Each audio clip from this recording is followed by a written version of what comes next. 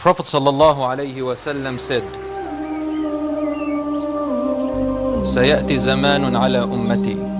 There shall come a time upon my ummah, upon my nation, upon the people who follow me, upon the people who believe in me. They call themselves Muslims and believers. My ummah, when their prayers are not prayed correctly, and when high buildings spread in every place, when people swear in the name of Allah a lot about everything without fulfilling their oath, people curse each other a lot, bribery and adultery prevails, people neglect the hereafter in order to buy the luxuries of this world in exchange for the hereafter. So people become materialistic. The Prophet ﷺ said, فَإِذَا رَأَيْتَ ذَلِكَ فَالنَّجَاةَ النَّجَاةِ. If you see this happening in your time, then seek refuge, seek refuge. Find a solution to get away from all of this. It's not an easy solution, but you need to stay away from all this. In one other hadith, a man said, Ya Rasulullah, what is seeking refuge? How do I seek protection? What do you mean by that? And Rasul ﷺ gave an expression like this. He said, by adhering to your house and keeping your mouth shut, and hold your tongue and hand from doing unlawful until death comes to you. There's going to come a time even worse than this one, brothers and sisters, where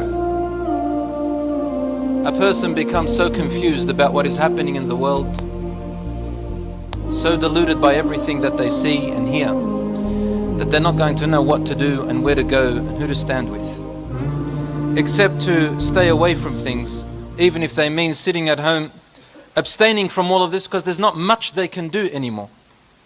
They want to do good, but where do they go? They want to avoid the bad, but it's all the way, all around. I heard a lot of young people say to me now, why does Islam say everything is haram, haram, haram? This is not true. Islam does not say everything is haram. But when there's so much haram around us and corruption, Islam looks like it's forbidden everything. But because we live in a time where the Prophet ﷺ told us that sins will be taken lightly and that modesty will be very invaluable, which leads us to that human life becomes invaluable. Human life becomes invaluable. ﷺ is telling us prayers are not prayed correctly. People pray without really meaning to pray anymore. Their 5 daily salat are done in a hurry, in a rush, with neglect. No importance is taken to them. If money comes in the way, the prayer is lost. The prayer is delayed. If a boy wants to meet a girl to chat her up and it's time for salat, he'll ignore the salat.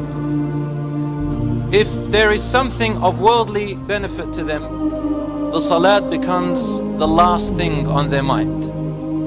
One brother said to me once, brother, I don't pray Jumu'ah because I work. I said, have you tried to seek time off? He said, no, because Islam says to me that I have to look after my family.